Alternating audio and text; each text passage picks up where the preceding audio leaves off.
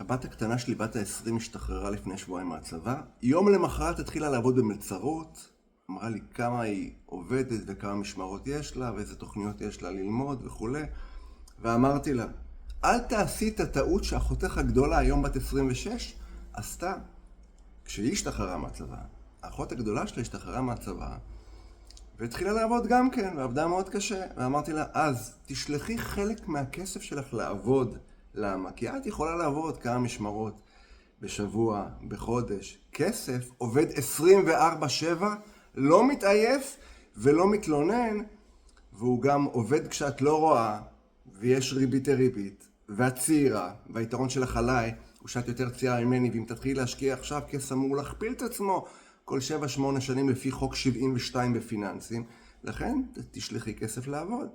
והיא לא כל כך הקשיבה לי. מה אתה מבין, תכנון פיננסי, תתעסק בדברים שלך, אני צריכה את הכסף עכשיו, כמו הרבה צעירים. ואמרתי לה, אין בעיה.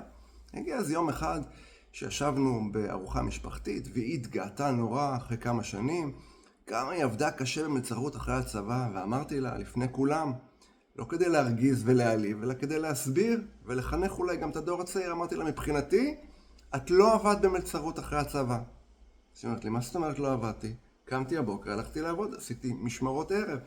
אמרתי לה, איפה הכסף? איפה הכסף? לאן הוא נעלם? לא השקעת שום דבר. אם היית משקיעה 10-20% מהמשכורת שלך, היו לך עשרות אלפי שקלים היום שהיו יכולים להיות התחלה של משהו. לקחתי את האחות הקטנה ואמרתי לה, אל תעשי את הטעות הזאת. מיד, עכשיו אנחנו פותחים קופת גמל להשקעה במסלול כללי. לה זה התאים, כי אני ידעתי שחשבון מסחר עצמאי היא לא תפתח עכשיו, צריך להתחיל עם משהו. יש גם יתרון של הפקדה אוטומטית בקופת גמל להשקעה. עשיתי את זה איתה, בבית קפה, לפני שהיא תברח לי לעיסוקיה. ישבנו ואמרתי, עכשיו אנחנו פותחים. לא עוד חצי שעה, שלחנו צילום תעודת זהות והכל. פתחנו קופת גמל להשקעה, הכנסנו שם סכום ראשוני שהצטבר מהמשכורת הצבאית, פלוס הוראת קבע להפקדה כל חודש מהמשכורת שלה, וזו התחלה. אז הורים יקרים, הילדים שלכם לפני צבא או אחרי צבא משתחררים, מתחילים לעבוד, תיקחו אותם לשיחה שיתחילו להתניע את הגלגל. לצורך העניין, ברור שיש יתרון להשקעה ישירה בבורסה, לא בקופת גמל להשקעה, אבל מה שחשוב בתחילת החיים זה להתניע את התהליך ולהתחיל לשלוח כסף לעבוד.